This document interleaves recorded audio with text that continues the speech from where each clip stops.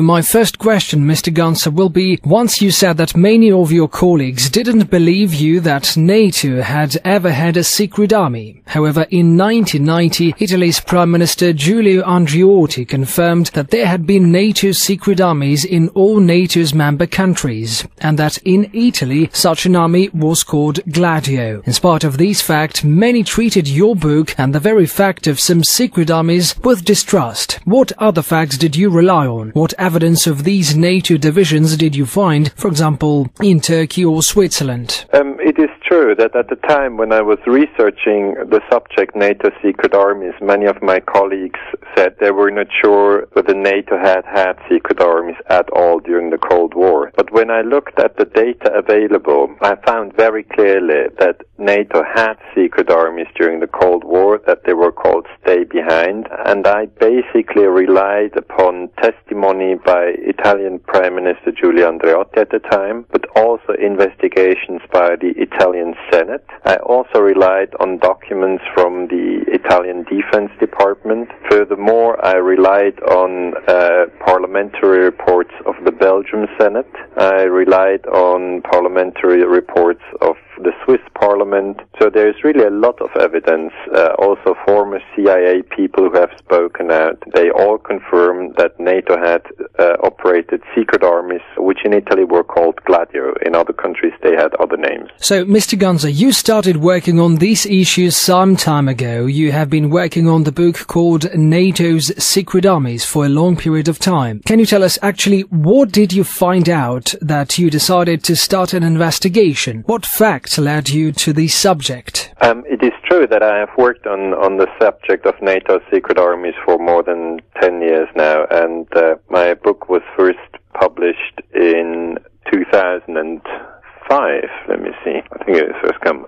It's now published in 10 languages, but the first edition, the English edition, was published in 2005. And the reason why I wanted to shed more light on NATO's secret armies was really the question whether NATO is a force for peace or whether it is some sort of a dark organization linked to terrorism and secret armies. And that was a very, very difficult topic to investigate because NATO does not want to talk about its secret armies, despite the fact that it's proven that NATO was running secret armies in the Cold War. So you have to understand that most people in the 28 NATO countries today do not know that NATO operated secret armies because NATO does not want to talk about it. You write that secret armies were formed in Western Europe in the early 50s of the last century to resist the Soviet invasion. Today, the leaders of Russia and the West point out that the Cold War has been ended. Do you really think that that is really so in practice? Are these statements confirmed? It is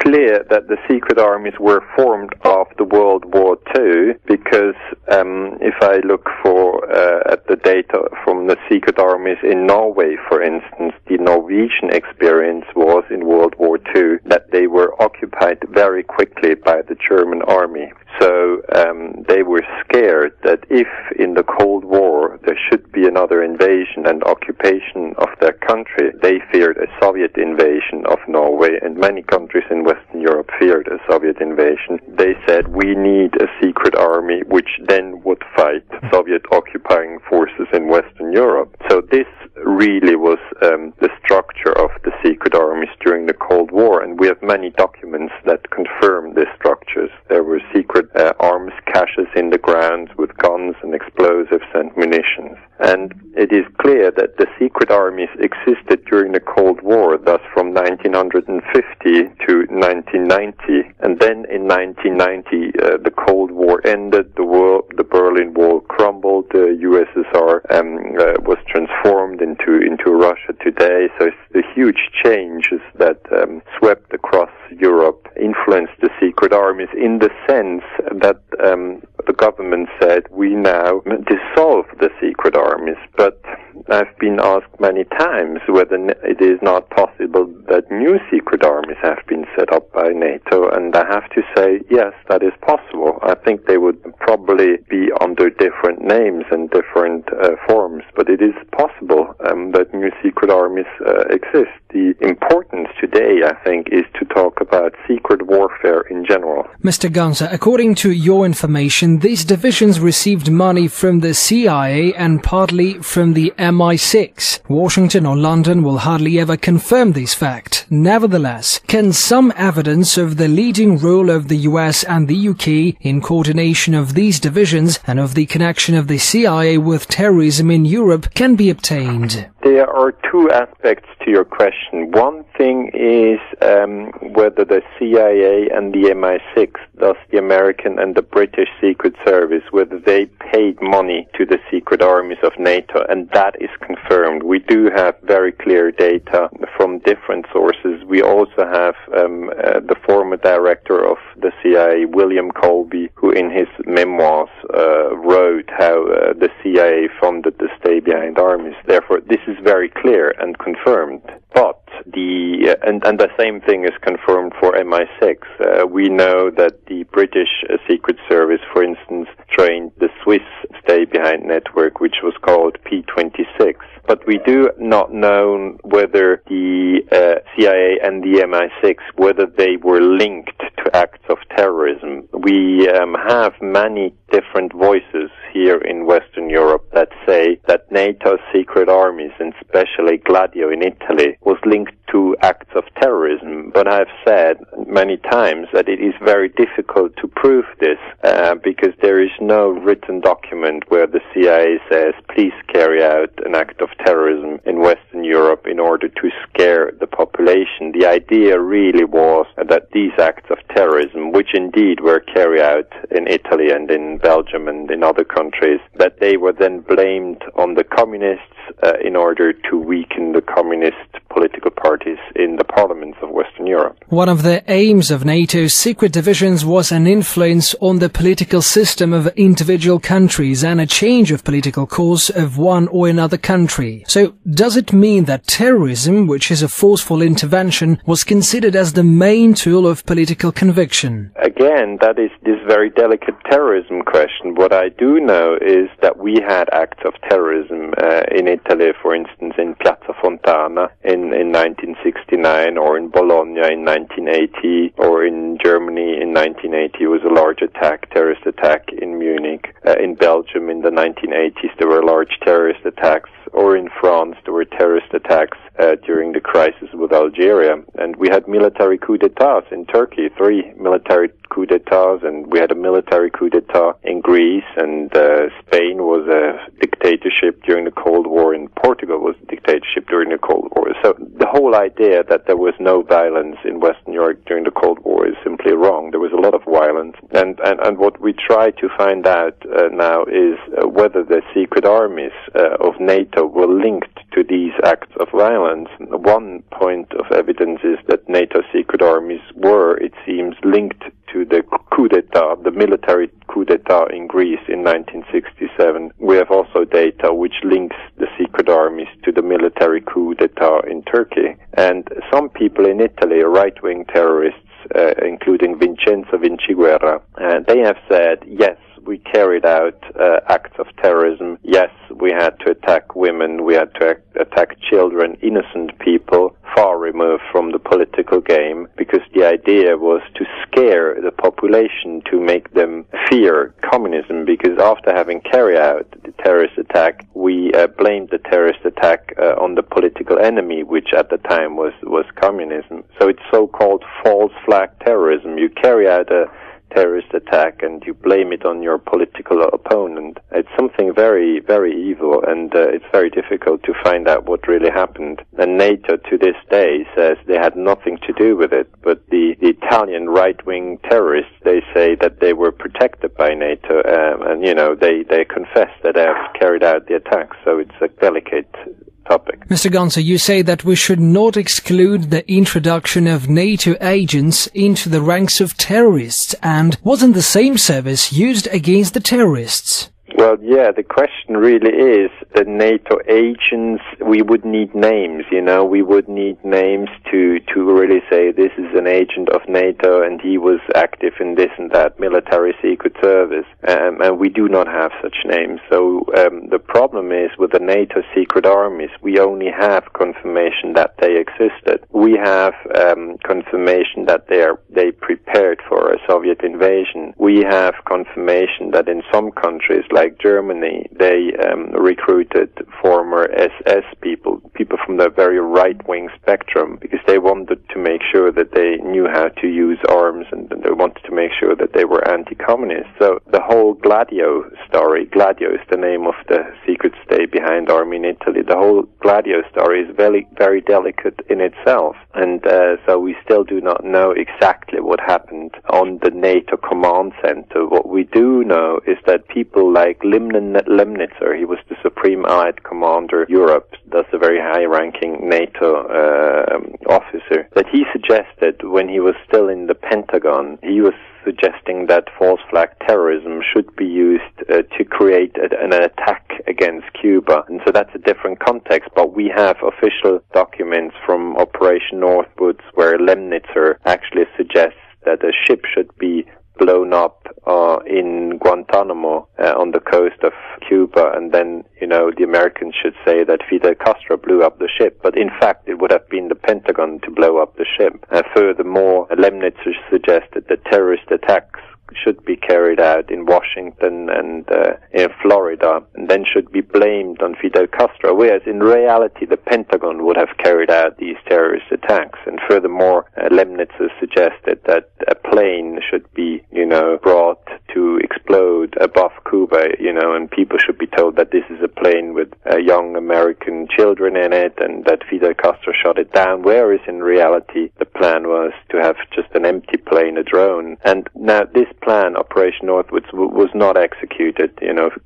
President Kennedy said you can't do that, and he stopped it. But really, the thinking behind it is false flag terrorism. It is strategy of tension, and we try to find out whether, in the context of Gladio, the same happened in Western Europe. And what about Iran? NATO says that the main threat to the international security comes from Iran. So can we talk about the existence of a new strategy of destabilization, but in the Middle East area? If we look at Iran, the main point is that Iran has a lot of oil, together with Saudi Arabia and Iraq. The biggest oil reserves of the world are in these three countries.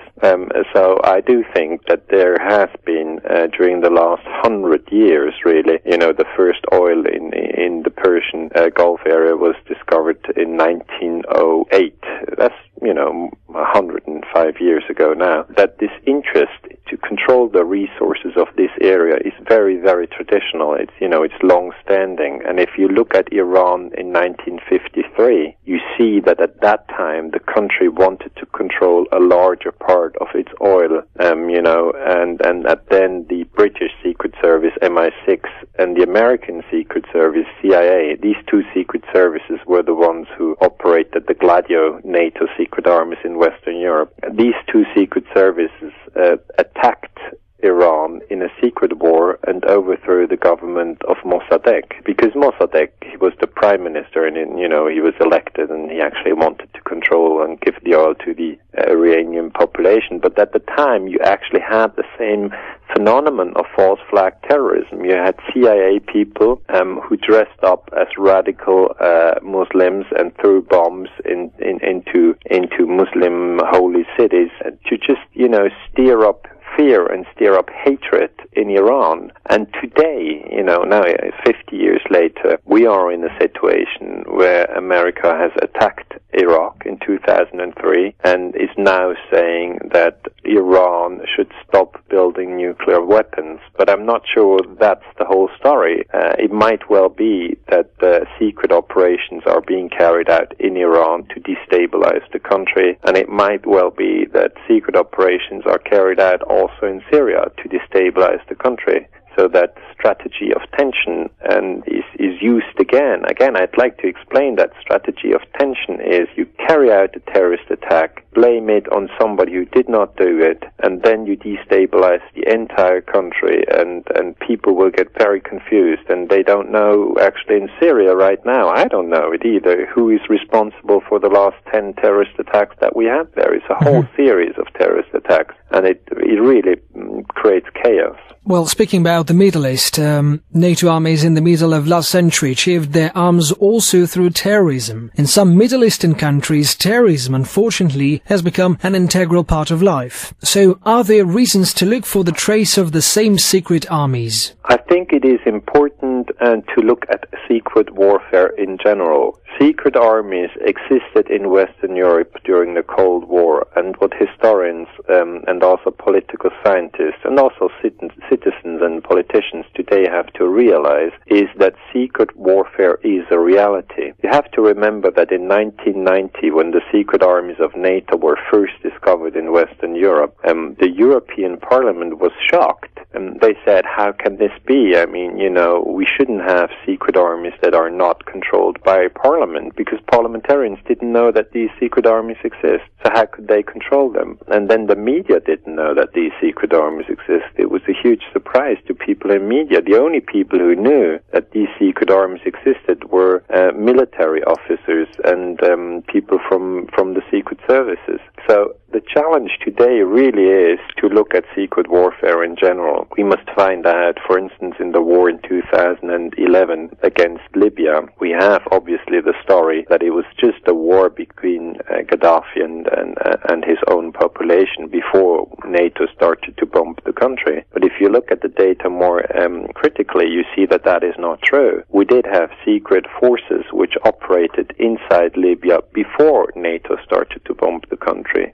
We have data which shows that the CIA and the MI6 were again involved, thus the secret services of America and Great Britain. We also have data that Qatar was involved. So you always have to search for the signs of secret warfare today. And yes, I'm convinced that secret warfare still exists today, and it's a very great danger for people who are interested in peace. I'm very active in the peace movement, and people who try to stop wars, who try to stop secret warfare, find it very difficult to talk about secret armies. Mr. Ganser, our last and the most important question, is there any reason to say that NATO's secret armies were not dismissed and did not stop its activities in Europe? The question of what NATO is doing today and whether it still has secret armies is a very delicate question. I always say that the problem with NATO is that it does not want to talk about its secret armies that it had in the Cold War. I once wrote a letter to NATO and asked them about more data on the secret armies, and they just refused. They just refused to talk about the subject. So NATO is not really transparent. It is a military organization, and if it doesn't want to talk about something, it just doesn't talk about it. So I think it is possible that NATO still today is using secret warfare to achieve its interests, and therefore I think we need more and also more critical research on what NATO really is doing. I mean, it's always saying that it's a force for peace, but we know that NATO is the biggest military organization now existing worldwide. We know that NATO is basically directed by the United States, and that the Europeans are only in a secondary line of command. And therefore, it is very important to have this discussion in Europe about NATO's history, past, present and future. Und der Punkt ist ja jetzt der, wenn Sie sich mal die letzten 15 Jahre nochmal vor dem geistigen Auge durchgehen lassen, dann merken Sie, unsere Sicht, ich sage jetzt unsere Sicht als Schweizer, als Christen, auf die Muslime hat sich verschlechtert. Ja? Warum? Vor allem wegen dem 11. September. Damals haben wir dieses Gefühl bekommen von, die Muslime sind Terroristen. Haben wir zwar nie so gesagt, aber machen Sie mal eine Übung. Das ist aus der psychologischen Kriegsführung. Ich mache das jetzt mit Ihnen. Das tut nicht weh. Seien Sie einfach wachsam. Ich sage ein Wort und Sie produzieren ein Bild. Ich sage Banane. Sie müssen das schneller produzieren. Sie müssen sofort eine Banane im Kopf haben. Dann sage ich Stuhl. Polizist. Terrorist. Stopp. Behalten Sie das letzte Bild. Fragen Sie sich. Ist das eine Frau von der RAF, 70er Jahre vielleicht? Ein Katholik, Nordirland, Irish Republican Army? Jemand von der ETA, Spanien? Oder Irgun, jüdische Terrororganisation, Palästina-Kampf? Wenn es das alles nicht war, vielleicht ein bärtiger Mohammed irgendwie? Ich frage jetzt nicht nach einem Handzeichen, weil wenn es das Letzte war, einfach wenn es das Letzte war, dann verbinden Sie Terrorismus mit Muslimen. Und jetzt kommt noch ein weiteres, und das ist einfach eingelagert im Großhirn, auch wenn man ein kritisch differenzierter, friedliebender Mensch ist. Das Zweite ist, wenn Sie die Geschichte der letzten 15 Jahre passieren lassen, vor dem geistigen Auge, haben Sie immer wieder das Gefühl, ja, war schon irgendwie kohärent. Aber wir machen in der Friedensforschung einen einfachen Trick. Wir vertauschen die Rollen. Und das mache ich jetzt mit Ihnen auch noch kurz. Die Rollentausch ist einfach. Aus Hansli schlägt Susi machen wir Susli schlägt Hansli. Das ist einfach ein Rollentausch. Und dann ist in den letzten 15 Jahren nämlich Folgendes passiert. Vertauschte Rollen. Der Irak hat die USA angegriffen. Das Erdöl wird jetzt von den Irakern kontrolliert. Bush wurde erhängt. Die Amerikaner wurden in diese orangen Anzüge gesteckt mit Plastiksäcken über den Kopf. Jetzt entstehen irakische Militärbasen. Mehr als 100.000 Amerikaner sind tot. Der Irak hat auch Großbritannien angegriffen, besetzt jetzt das Erdöl der Nordsee, baut permanente Militärlager auf. Libyen hat Frankreich angegriffen, Sarkozy ist tot. Afghanistan ist in Deutschland einmarschiert, um die Demokratie zu fördern. Es kommt immer wieder zu Toten. Stopp! Das waren jetzt die verdrehten Rollen. Ja? Und wenn Sie sich das mal vorstellen, das wäre wirklich passiert, dann denken Sie, meine Güte, wenn das passiert wäre, dann wäre die Welt wirklich ein Tollhaus. Inzwischen wissen diejenigen, die an Kriegen interessiert sind, dass man öffentliche Meinung manipulieren kann, dass man durch psychologische Akte die Menschen, und wir haben das ja am eigenen Leib unserer Eltern und Großeltern verspürt, dass man die Massen so in Erregung setzen kann, so in Stress setzen kann, dass sie nicht mehr bereit sind oder dass sie bereit sind, zur Waffe zu greifen und einen Krieg zu unterstützen. Die öffentliche Meinung wird dann von der jeweiligen Medienlandschaft noch zusätzlich hineingezogen. Und natürlich kostet das auch Opfer. Die Amerikaner haben im Übrigen ich will das nur im Vorgriff sagen, keinen einzigen Krieg, auch im letzten Jahrhundert, vorletzten Jahrhundert geführt, bei dem nicht irgendeine Manipulation so organisiert worden ist, dass sie die innere Rechtfertigung vor der Bevölkerung hatten, diesen Krieg durchzuführen. Sie wollen die Gesellschaft auf eine Weise ändern. Sie wissen, wenn Sie es offen tun, werden Sie eine unerwünschte Reaktion erhalten. Also tun Sie es nicht offen. Sie spielen Problem, Reaktion, Lösung. Stufe 1. Sie kreieren ein Problem. Es könnte eine Bombe eines Terroristen sein. Es könnte 9/11 sein. Es könnte ein Wechsel einer Währung sein. Es könnte ein Börsencrash sein. Eine Regierung könnte zusammenbrechen. Sie erzählen den Leuten ihre Version davon, wer A. verantwortlich ist und B. warum. An dieser Stelle würde Problem, Reaktion und Lösung nicht funktionieren, wenn wir Medien hätten, die in irgendeiner Weise noch etwas mit Journalismus zu tun hätten. Stattdessen sind die Mainstream-Medien ein PR-Büro für die offizielle Version der Ereignisse. Es stellt sich heraus, dass Präsident George W. Bush recht hatte, dass Saddam Hussein Massenvernichtungswaffen versteckte. Die praktisch einzige Möglichkeit oder Informationsquelle, die die Öffentlichkeit über dieses Ereignis hatte, waren die Mainstream-Medien. Was sie auf der zweiten Stufe des Problems Reaktion, Lösung erwarten, ist die Reaktion von Empörung, von großer Angst. Sie wollen, dass die Öffentlichkeit der Regierung sagt, dass etwas getan werden muss. Dies kann nicht so weitergehen. Was wird dagegen getan? Dies ermöglicht die dritte Stufe, in der diejenigen, die das Problem kreiert haben, die Reaktion der Öffentlichkeit mit einer falschen Geschichte polieren, um dann öffentlich eine Lösung für ein Problem anzubieten, das sie selbst geschaffen haben. Time Magazine hat geschrieben, eine Woche nach dem Attentat oder die entsprechende Ausgabe, was jetzt nötig ist, ist ein einheitlicher, vereinigender, Pearl Harbor-artiger, glühender amerikanischer Zorn, eine rücksichtslose Empörung, die sich nicht in 1-2 Wochen schon wieder verflüchtigt hat. armed with knives, armed with chemical, biological, nuclear weapons. Fanatics, terrorists, September 11th. September 11th, killers, September 11th, terrorists. Terrorists of Al-Qaeda, terrorists, nuclear weapons, terrorists. 9/11, terror, terrorist, evil. September 11th, September 11th. The terrorists, war and danger. September 11th, terrorism, global terrorism, terrorism, terrorists. Terrorists, terrorists, terrorists, terrorists, the terror. Terrorists, terrorists, terrorism. September 11th, global terrorism, terrorists. Terrorism. September 11th, world terrorism, terrorism. September 11th, global terrorism. September the 11th, terror. Weapons of mass destruction. September the 11th, terrorists. The evil terrorists, no. Terrorismus. Die Worte werden auf hypnotisierende Weise wiederholt. Terrorismus, Terroristen, Terrorbedrohung und natürlich vermutlich Verbindungen zu Al-Qaida. Die Idee, dass Tragödie verwendet wird, ob hergestellt oder einfach benutzt, war für mich sehr bedeutsam, um endlich zu verstehen, wie weit diese Leute gehen, um ihre Ziele zu erreichen. Es ist eine dokumentierte Tatsache, dass wir in den Vietnamkrieg unter Vorspiegelung falscher Tatsachen eintragen. Der ehemalige US-Verteidigungsminister Robert McNamara hat zugegeben, dass der Angriff auf ein Schiff im Golf von Tonkin nicht tatsächlich stattfand. Unsere Meinung, dass wir an diesem Tag angegriffen wurden, war falsch. Es ist nicht geschehen.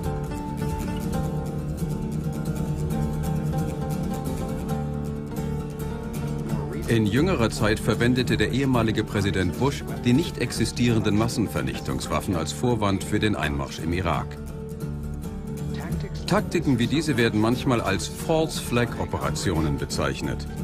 Eine wachsende Anzahl von Menschen glauben, dass 9/11 eine False-Flag-Operation der globalen Elite war, um die Voraussetzungen für die Übernahme des Öl im Nahen Osten und den Abbau des US-Verfassungsschutzes aufzubauen. Jetzt habe ich dann mich eigentlich sehr dafür interessiert, ob denn die Medien über den Einsturz von WTC 7 überhaupt berichtet haben, und die Antwort ist praktisch nicht. Also wir haben in den Medien praktisch keine Berichterstattung über World Trade Center 7, sondern die fast alle Berichte fokussieren auf die Twin Towers, auf WTC 1 und 2. Und da gibt es aber eine, man würde fast sagen, löbliche Ausnahme, aber so ganz löblich ist es dann doch nicht, das ist BBC. Die BBC berichtet über den Einsturz von World Trade Center 7, aber zu früh. Das heißt, die berichten über den Einsturz vom WTC 7, während es noch steht. Und da ist irgendetwas, da stimmt was nicht. Und wir stehen letztlich vor der Frage, ist es tatsächlich der kriminelle Terrorakt von 19 Selbstmordmuslimen unter der Anleitung von Osama Bin Laden in einer Höhle von Afghanistan? Oder ist es nicht doch die verdeckte Operation von irgendeiner Geheimdienststruktur? Wir kommen damit natürlich in eine gewisse Doppelbödigkeit der Betrachtung rein. Und wenn Sie diese Betrachtung auch nur in Erwägung ziehen, steht die deutsche Presse mit Schlagstöcken am Wegrand. Denn das ist Verschwörungstheorie, was jetzt überlegt wird. Ob Sie den Spiegel nehmen, die Zeit, die überregionale Presse, Panorama, was auch immer. Man darf offensichtlich diesen Raum nicht betreten. Am Morgen des 11. September 2001 haben 19 Männer mit Teppichmessern die mittels eines Satellitentelefons und eines Laptops von einem Mann unter Dialyse in einer Höhlenfestung auf der anderen Seite des Planeten dirigiert wurden, den ausgeklügelsten Anschlag der Geschichte im am besten überwachten Luftraum der Welt durchgeführt. Dabei überwältigten sie die Passagiere und die militärisch ausgebildeten Piloten in 4 kommerziellen Flugzeugen, bevor sie diese dann über eine Stunde lang weit abseits der geplanten Route flogen, ohne dabei von einem Abfangjäger bedrängt zu werden. Diese 19 Entführer, fanatische religiöse Fundamentalisten, die gern Alkohol tranken, Kokain schnupften und mit pinkhaarigen Stripperinnen zusammenlebten, konnten in New York mit 2 Flugzeugen 3 Wolkenkratzer zum Einsturz bringen, während in Washington ein Pilot, der nicht einmal eine einmotorige Cessna fliegen konnte, eine 757 in einer perfekten 270-Grad-Abwärtsspirale aus 2,5 Kilometern Höhe präzise in die Controlling-Abteilung des Pentagons steuerte, wo Mitarbeiter des Verteidigungsministeriums gerade am Mysterium der 2,3 Billionen Dollar arbeiteten, deren Verschwinden Verteidigungsminister Donald Rumsfeld einen Tag zuvor in einer Pressekonferenz publik gemacht hat. Wer hinter den Anschlägen steckte, wussten die Nachrichtensprecher innerhalb von Minuten, die Experten innerhalb von Stunden,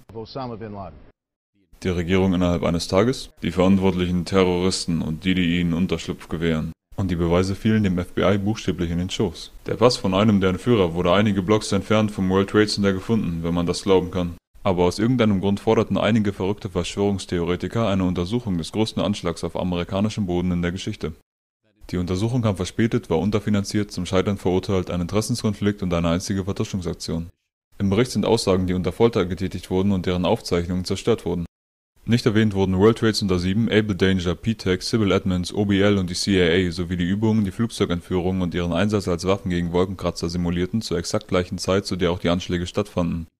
Die Untersuchungskommission wurde vom Pentagon belogen, von der CIA, von der Bush-Regierung und was Bush und Cheney angeht, niemand weiß, was sie ausgesagt haben, denn dies geschah unvereidigt hinter verschlossenen Türen unter Ausschluss der Öffentlichkeit und wurde nicht aufgezeichnet. Die Kommission kümmerte sich nicht darum, wer die Angriffe finanziert haben könnte, da dies nur eine geringe praktische Bedeutung habe. Aber die Kommission hat alle Fragen der Öffentlichkeit brillant beantwortet, mit Ausnahme der meisten Fragen der Angehörigen der Opfer, und sie identifizierte all diejenigen, die für die Verteidigung verantwortlich waren, aber niemand von diesen Leuten verlor dadurch seinen Job. Es wurde festgestellt, dass die Angriffe möglich wurden durch mangelnde Vorstellungskraft, denn niemand ist auf die Idee gekommen, dass Flugzeuge in Gebäude geflogen werden könnten, mit Ausnahme vom Pentagon, FEMA, NORAD und der NRO. Der Verteidigungsnachrichtendienst zerstörte 2,5 Terabyte an Daten aus Able Danger, aber die waren vermutlich eh nicht wichtig. Die Börsenaufsichtsbehörde zerstörte ihre eigenen Aufzeichnungen bezüglich Insidergeschäfte direkt vor den Angriffen, aber das ist okay, denn die Unterlagen über die größte Untersuchung in der Geschichte dieser Behörde zu zerstören ist nichts Ungewöhnliches. NIST hält die Daten über ihr Modell des Einsturzes von World Trade Center 7 geheim, aber das ist in Ordnung, denn die Veröffentlichung wäre eine Gefahr für die öffentliche Sicherheit. Das FBI sagt, dass keine Details der Untersuchungen zum 11. September an die Öffentlichkeit gelangen dürfen, aber das ist in Ordnung, denn das FBI hat sicher nichts zu verstecken. Dieser Mann hat niemals existiert und nichts, was er sagte, verdient deine Aufmerksamkeit. Wenn du das anders siehst, bist du ein paranoider Verschwörungstheoretiker und verdienst die Verachtung der Gesellschaft.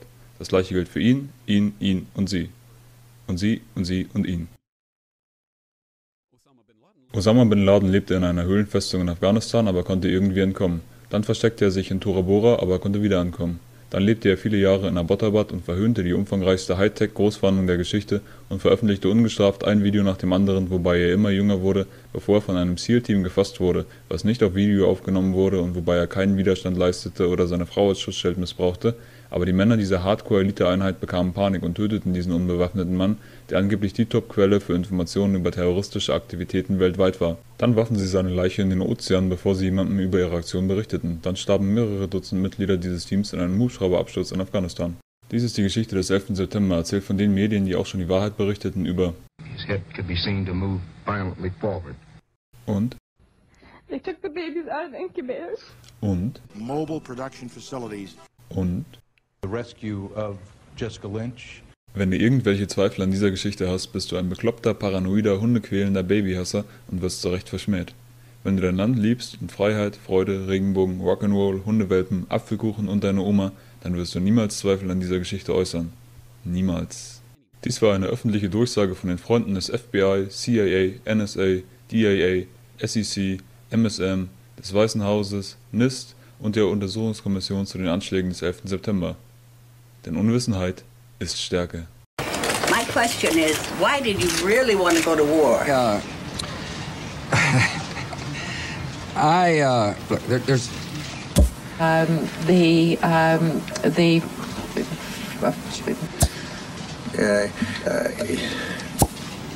We have before us the opportunity to forge for ourselves and for future generations a new world order. Ich meine deshalb, dass es für den Präsidenten wichtig ist, ganz klar zu sagen, dies ist eine wichtige Pflicht, wenn wir in den Krieg ziehen, dann müssen alle in den Krieg ziehen, nicht nur einige. Dies ist die Geschichte einer Gesellschaft, die fällt. Und während sie fällt, sagt sie, um sich zu beruhigen, immer wieder, bis hierher lief's noch ganz gut, bis hierher lief's noch ganz gut, bis hierher lief's noch ganz gut. Aber wichtig ist nicht der Fall, sondern die Landung.